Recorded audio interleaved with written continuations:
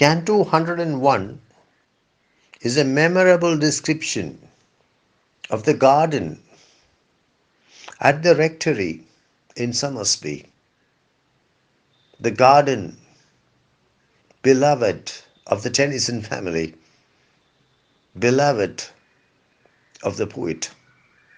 We get a detailed picture of nature in the canto. As the canto mentions the garden bough, the beech, the maple, the sunflower, the rose carnation, the grove, the brook, the constellation, the lesser vane. But the theme of the canto is not merely the garden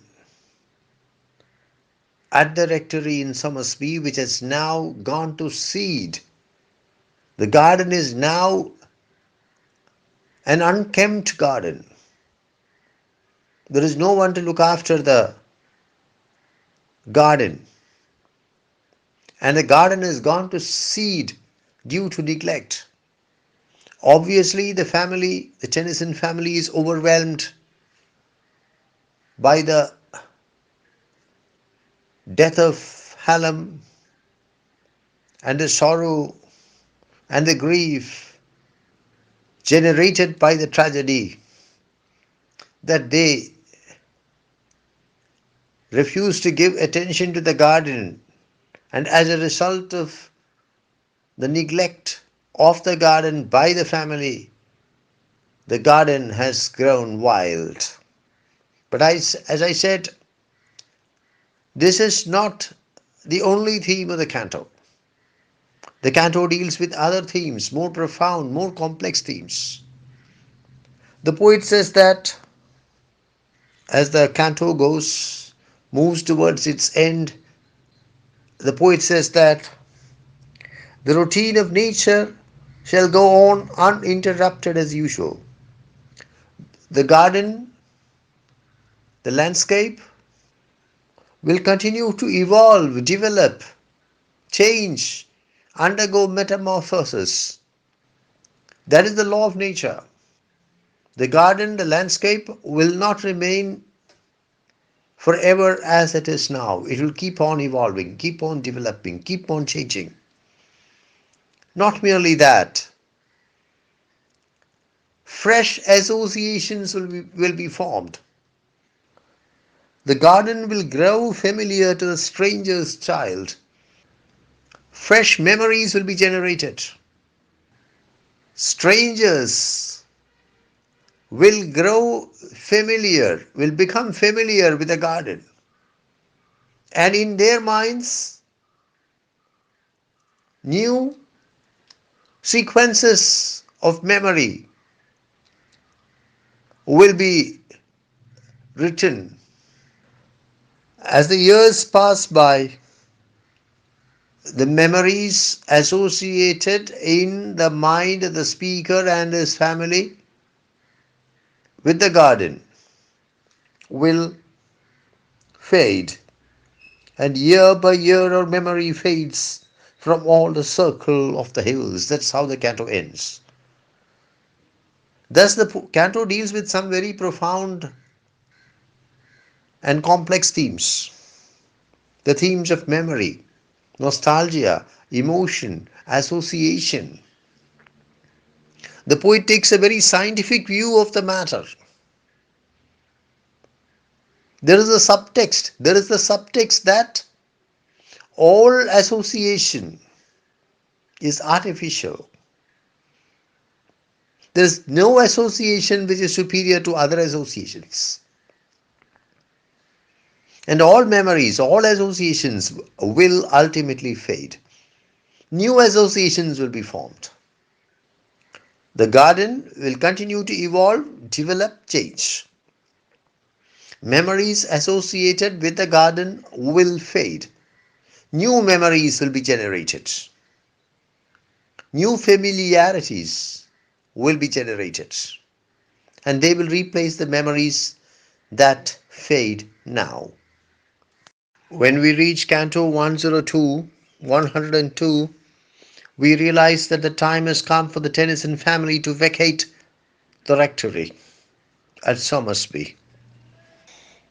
They have to leave the well-beloved place. That's how the poet puts it. Let me read the first line of the canto. We leave the well-beloved place. And what is the rectory at Somersby? It is the place where the Tennyson children were born. It is the place where the Tennyson children gazed upon the sky for the first time. It is the place where the Tennyson children cried for the first time. The roofs of the rectory are the roofs which heard their cries for the first time. They decide to go out of the house into the garden. Of course, the poet is overwhelmed with sadness because he has to leave his childhood home. The poet says that two spirits of a diverse love compete within himself. Two spirits of a diverse love contend for loving masterdom. That's how he puts it. There is a conflict in his heart between two spirits of love which are different from each other. One spirit is his love for his childhood home.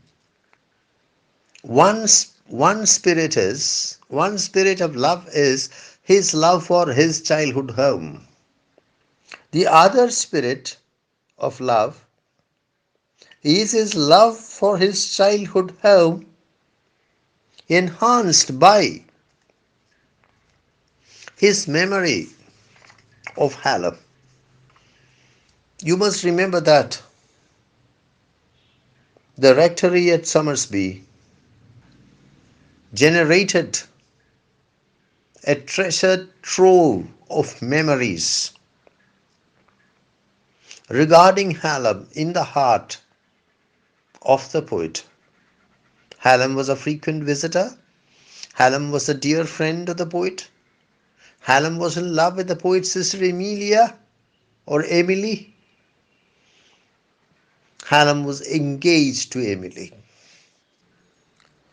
The first spirit says, the first spirit whispers that it was here in this rectory that the poet sang his prayers. The second spirit answers that it was here in this rectory that the poet wandered about in the company of his lost friend. The two spirits put forward their claims. They are rivals. Neither spirit wants to yield to the other. But by the time the last stanza of the canto is reached, the two spirits merge into each other. They mix in one another's arms. The two spirits, the poet says, mix in one another's arms to one pure image of regret. The two spirits join hands to overwhelm the poet with a sense of regret. What is the reading that we can give to this canto? Put in very simple terms, the rectory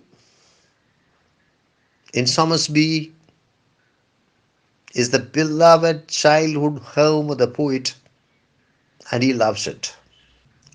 He loves it more because of its associations with Hallam.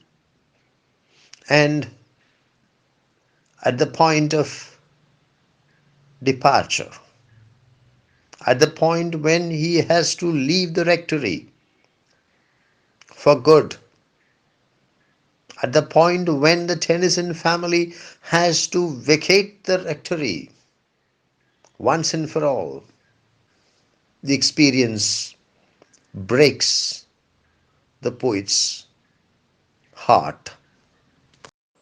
Canto 103 is an important canto. It is called Dream Canto, the Dream Canto, and it is open to allegorical interpretation.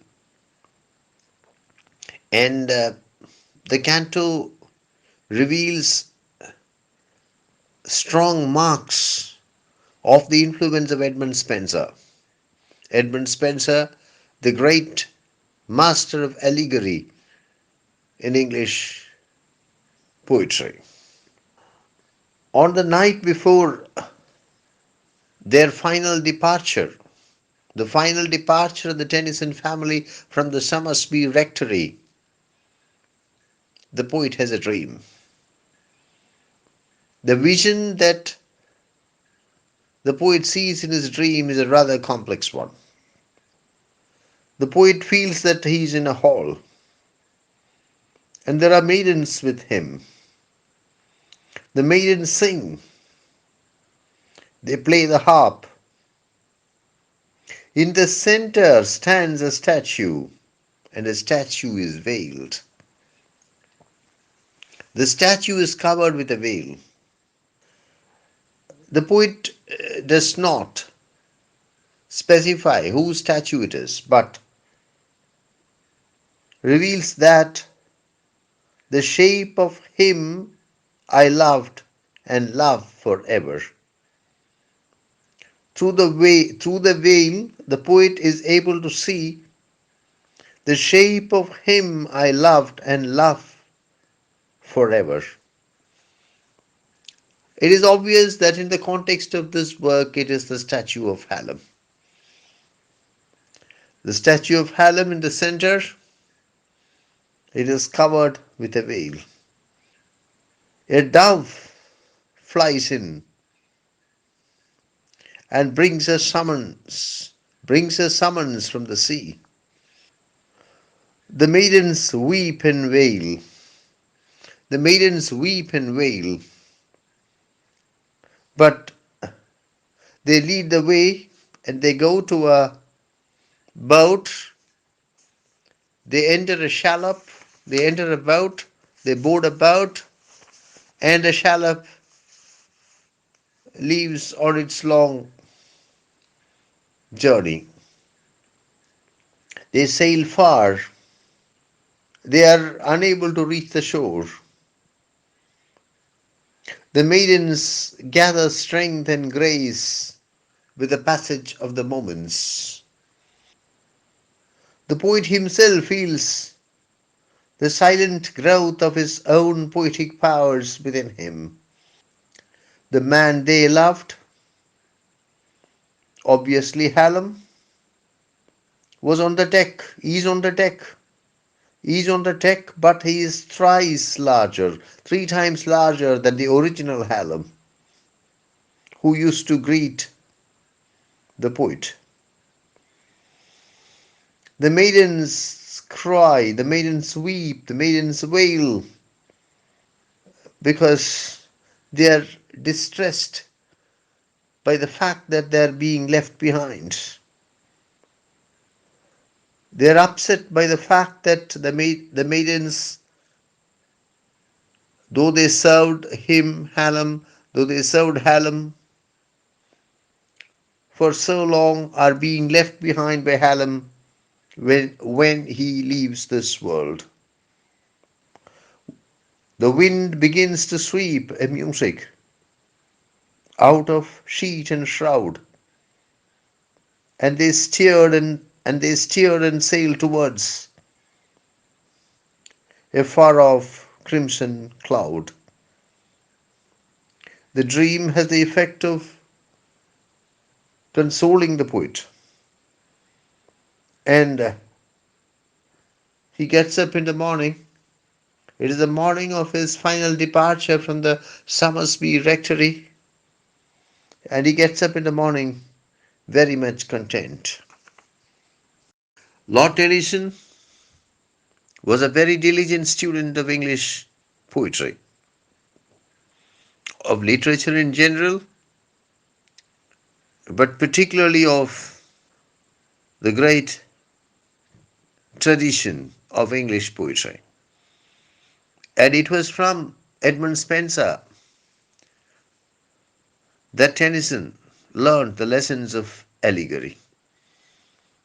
This canto makes it clear that Lord Tennyson was able to learn the lessons of allegory from Spenser quite effectively. As I said, the entire canto is an allegory. I shall give an interpretation, but I don't claim that it is the only interpretation. There is, in literature, there is seldom the situation in which there is only one interpretation for the text. If you can find a better interpretation, please share it with me in the comment box. The maidens in the canto could stand for the muses,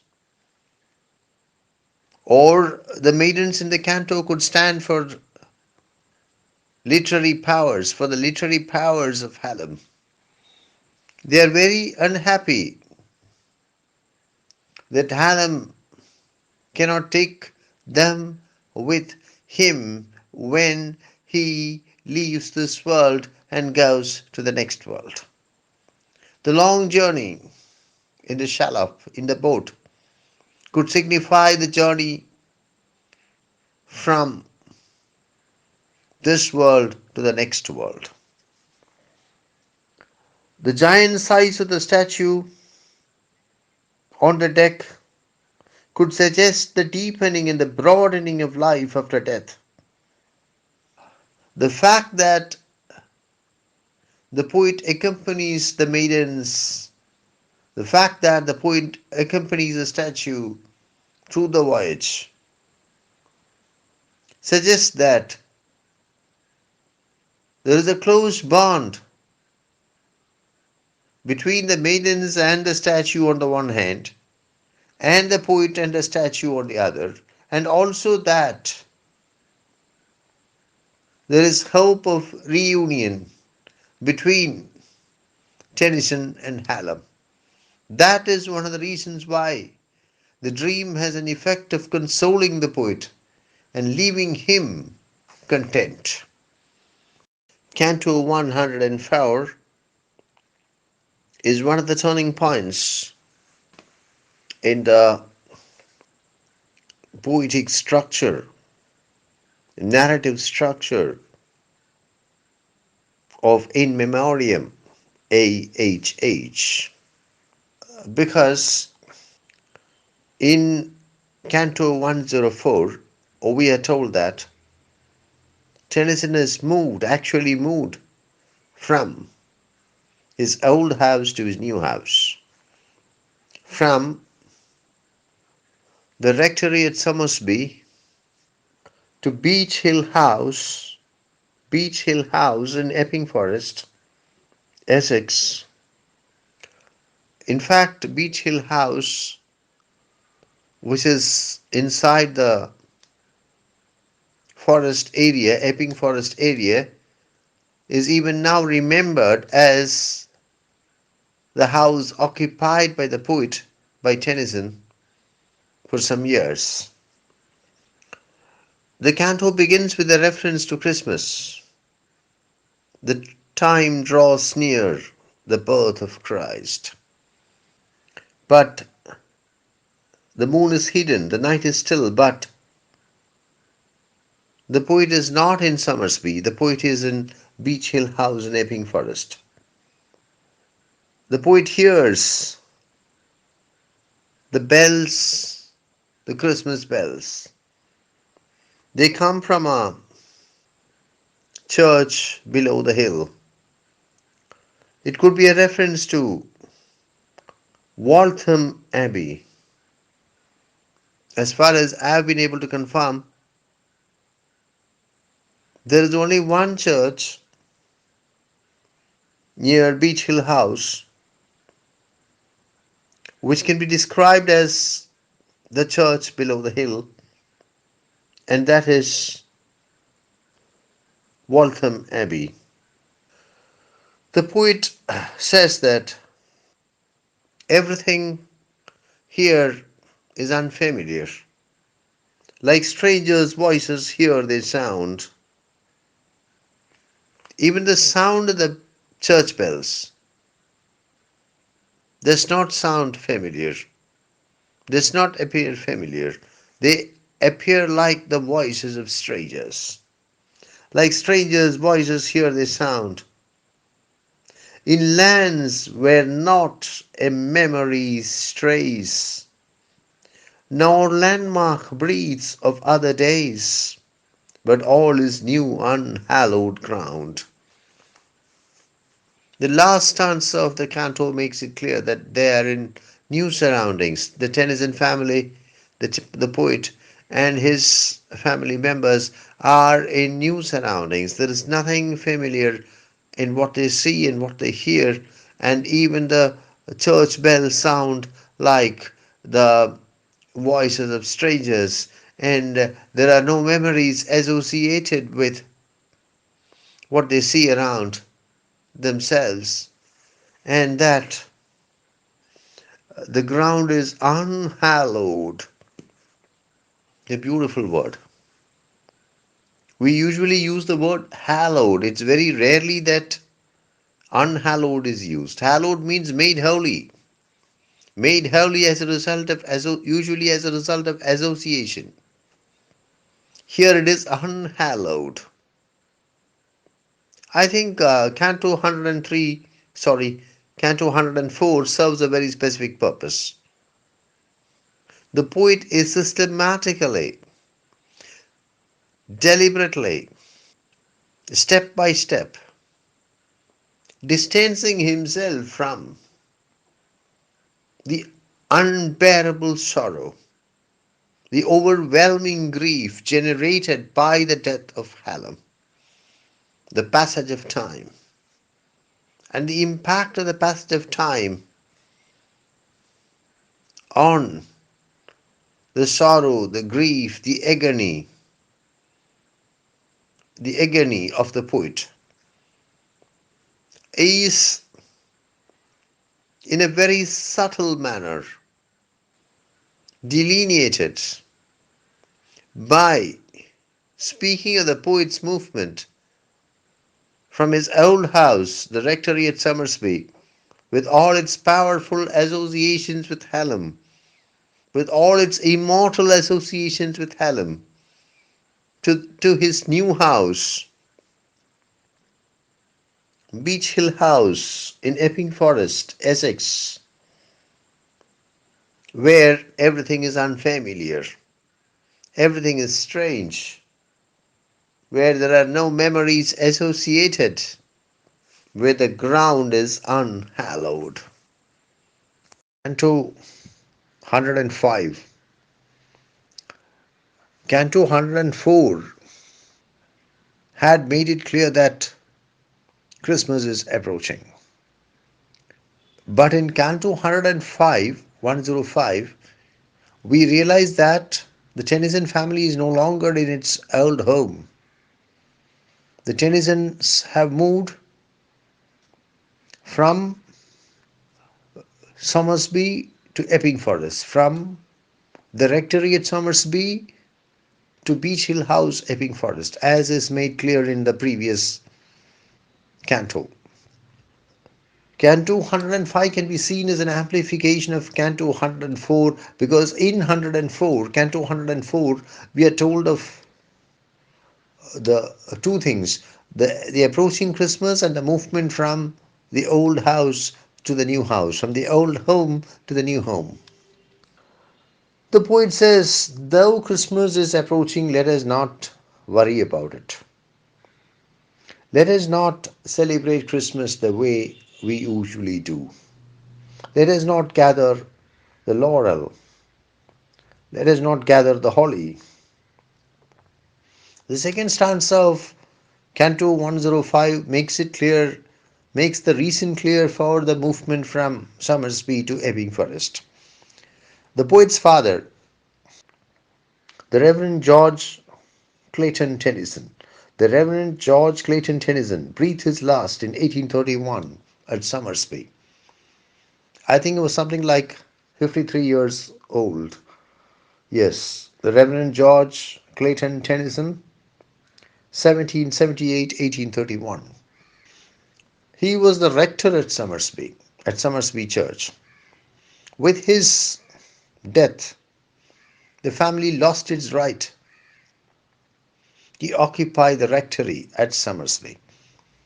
And so the Tennyson family moved from Somersby to Ebbing Forest, from the rectory at Somersby to Beech Hill House, Ebbing Forest.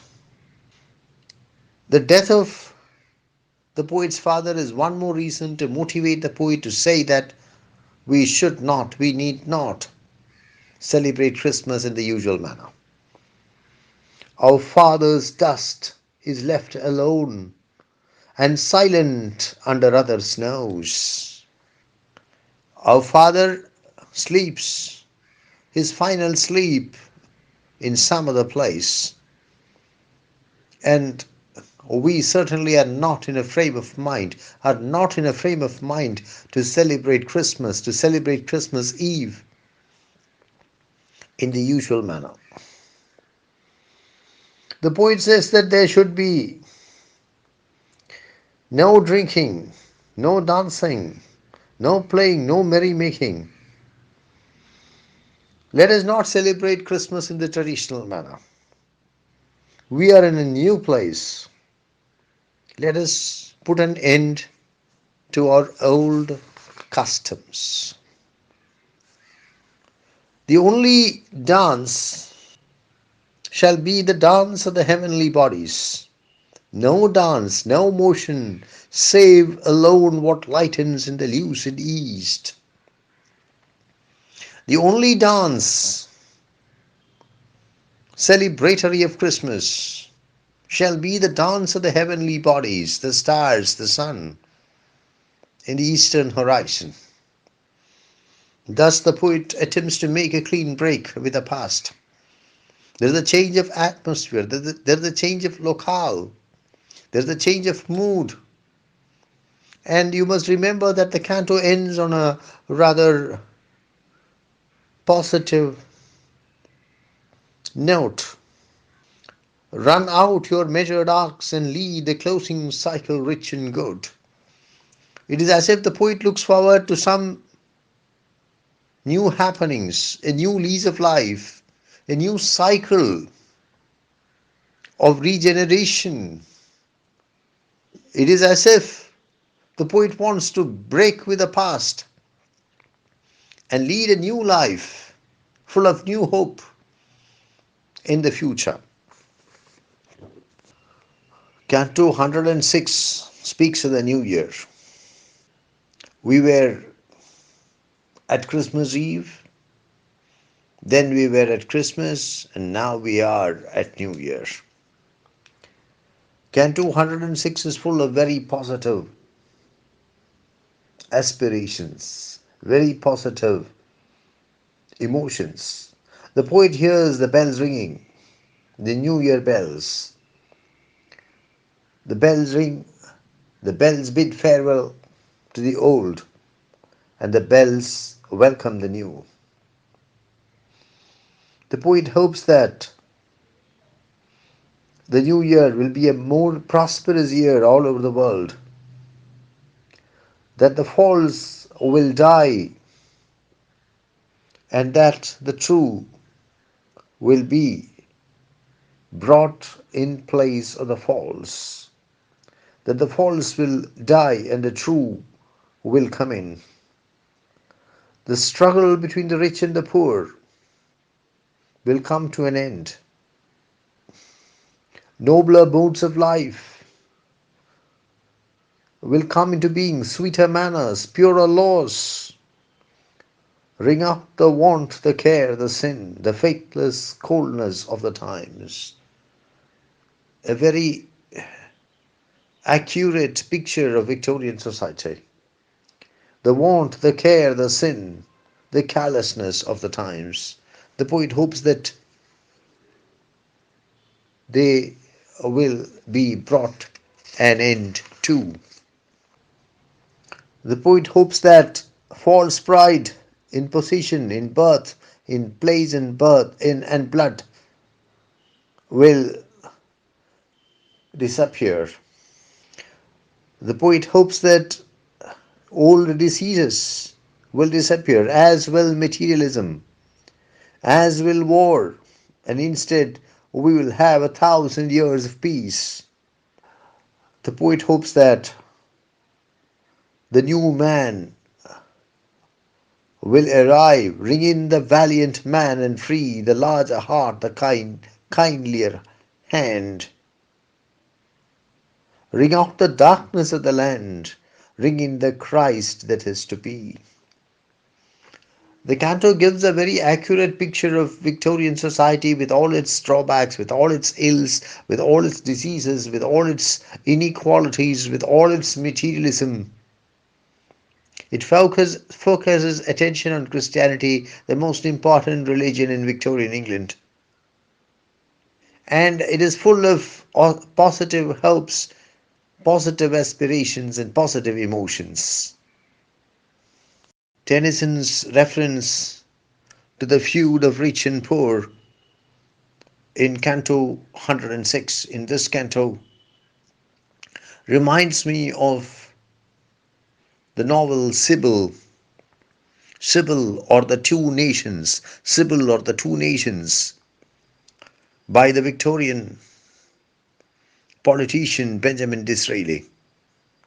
This 1845 novel is about the rich and the poor. The thesis of the novel is that though they live in the same country, the rich and the poor are in fact two nations. Sybil or the two nations. The rich and the poor are in fact the two nations locked in a deadly conflict with each other. And Benjamin Disraeli was later raised to peerage as the first Earl of Beaconsfield. In Canto 107, we are told that it is Hallam's birthday. Hallam was born on February the 1st, 1811. Thus he was born in winter. And in England, winters are extremely severe, harsh. There are no flowers. There is snow, there is ice everywhere. Hallam's birthday cannot be celebrated properly with flowers because there are no flowers. Cold blasts, cold winds blow from the north, from the east. The moon hangs above the forest. But the poet says, whatever be the atmosphere, however cold be the winter, whatever be the situation, the fact that Hallam is dead and gone, fetch the wine. But fetch the wine, arrange the board, and bring the glass. And in the last two stanzas of the canto, the poet makes an exhortation for celebration. He says, bring in great logs to create a solid core of heat. It's winter, it's England. It's the very harsh, the severe winter of England. And the poet asks for logs of wood in order to create a solid core of heat. In all probability, the logs will be burnt in the fireplace. The poet says, let us be cheerful. Let us talk and treat of all things even as he were by. Let there be festal cheer. The poet wants the fact of Hallam's untimely death to be ignored completely. There should be festal cheer. The poet asks for books and music. The poet says that we will drink to him, whatever he be. He is not a human being now. He may be a spirit, he may be an angel, he may be a resident of heaven, whatever he be, and sing the songs he loved to hear. Let us celebrate the birthday of Hallam, despite the fact that Hallam is no more. It is a no holds barred celebration. So you can understand the gradual but decisive transformation of the mood of the work from aching sorrow, from grief, from piercing grief to this point where there is unbridled celebration. And we came across Christmas Eve, we came across Christmas, we came across New Year, and now we come across the birthday of Hallam. And at this point, there is a complete transformation in the mood of the work. The transformation, the dramatic, slow, gradual, but dramatic, but spectacular, but impressive transformation from piercing pain and aching sorrow to unbridled joy and unbridled celebration. Canto 108 is a sort of amplification on Canto 107. The poet openly declares that he will not mourn the death of Hallam anymore. He will not shut himself up in loneliness. He will not be morbid. He will not be misanthropic anymore. The poet admits that barren faith and vacant yearning yield nothing. And what did the poet see through his efforts as a sorrowing friend? What did the poet find through the processes that he went through as a mourning friend? He saw perhaps nothing except his own phantom chanting hymns. So the poet decides to put an end to his mourning for Hallam. Instead, he will try to extract the fruit of wisdom from the sorrow for himself and for others on earth. I'll rather take what fruit may be of sorrow under human skies. 'Tis hell that sorrow makes us wise, whatever wisdom sleep with thee.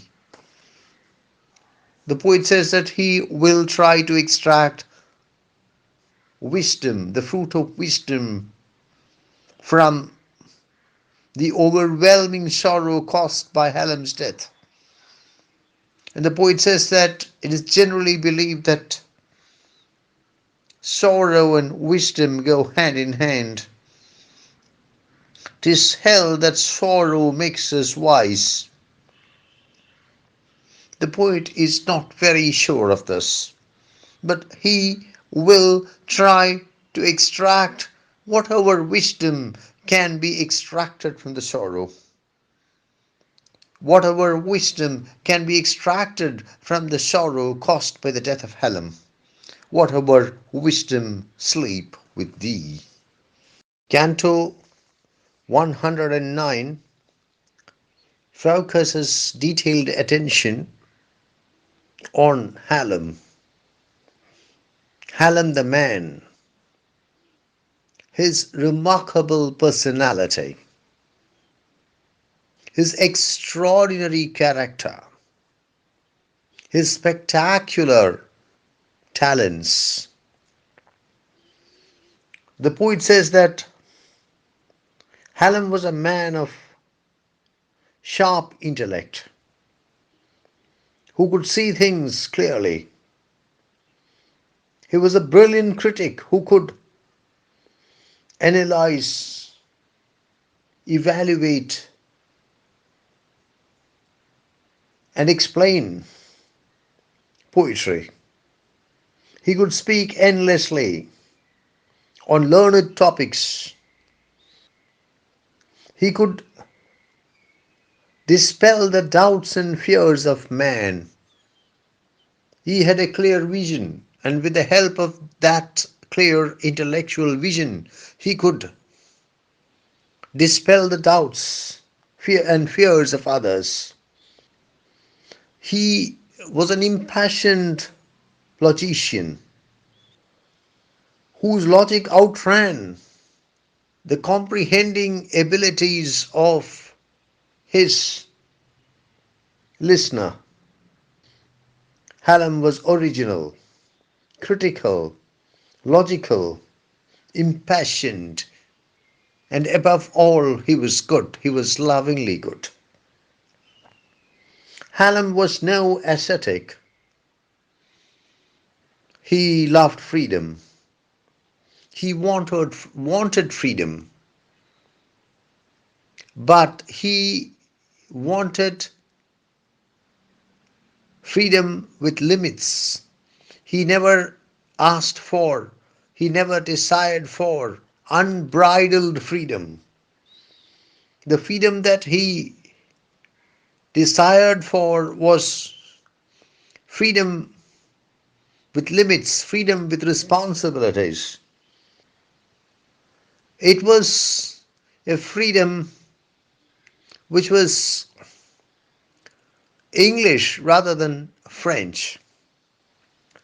It was not the freedom that goes on a mad run, the sort of freedom that we associate with the terrors of the French Revolution. It was a typically Victorian freedom, typically English freedom. And by the side of Hallam, the lovers of freedom, typically French rather than English, appear like schoolboys, appear to be wanting in maturity, in responsibility, in comprehension. Hallam united in himself the strength of a man and the charm of a woman. He possessed a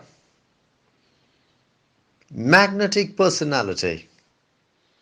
Children felt naturally attracted towards him. He was wise. He was indeed wise. And at the closure of the canto, the poet says that the poet ought to be wise because of his association with Hallam.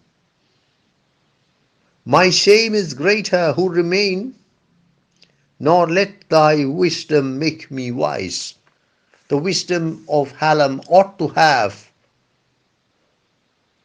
rubbed off on the speaker, and if it has not done so, it would certainly be a shame. There are a couple of things which I would like to say.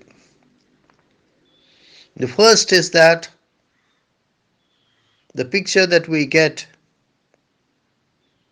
of Hallam in Canto 109 is a rather unrealistic one. We must remember that the picture has been painted by a self-confessed admirer of Hallam, a close friend of Hallam, who was hoping to become Hallam's brother-in-law. In Memoriam A.H.H is a work of art, is a work of literature, is a poem. It is not a report. And an exaggeration, an overstatement is not wholly out of place in it. The picture of Hallam that we get in 109, Canto 109, is a picture in which the strengths of Hallam have been exaggerated, overstated, and the weaknesses have been ignored. I'm not finding fault with it. It's after all an elegy. But my point is that Hallam was a human being like any other human being who had his strengths and also his weaknesses. But in Memoriam A.H.H, especially Canto 109 of In Memoriam A.H.H, refuses to speak of the weaknesses of Hallam and tends to exaggerate, tends to overstate the strengths of Hallam. The picture of Hallam that we get in Canto 109 has to be accepted with a pinch of salt. The second thing I would like to say is that it is not merely Hallam who is being described in Canto 109. It is a certain kind of man. It is a certain kind of man who was very much admired by Victorian society, at least certain classes of Victorian society. So in Canto 109, we get a picture of Hallam which is exaggerated, which is overstated, and we also get a glimpse of the ideal man as envisioned by certain classes, especially the upper classes of Victorian society. Canto 110 showers further praise on Hallam. It focuses attention on Hallam the speaker, Hallam the orator, Hallam the conversationalist, Hallam the debater.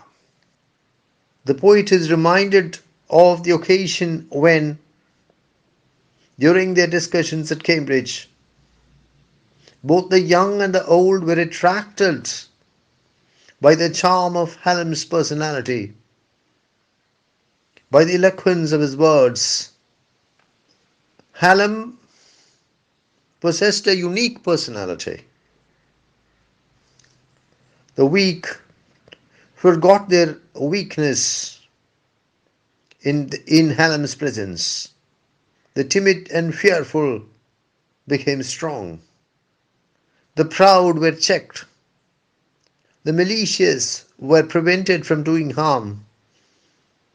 The stern became mild. The frivolous learnt some self-control. The poet sat apart and watched Hallam with fascination, with pride. He identified himself with Hallam and felt that the victories of Hallam were his own. While I, thy nearest, sat apart and felt thy triumph as mine. triumph was is mine, while I, thy nearest, sat apart and felt thy triumph was is mine. The poet identified himself with Hallam, being his closest friend, and vicariously experienced the triumphs of Hallam as if they were his own. Hallam was a born leader. He had qualities of grace, of charm, leadership, and had a large group of admirers and followers. The poet loved Hallam very much and tried to imitate him. It was out of his love for Hallam, out of his admiration for Hallam, out of his fascination for Hallam, that the poet tried to imitate Hallam, to become like Hallam.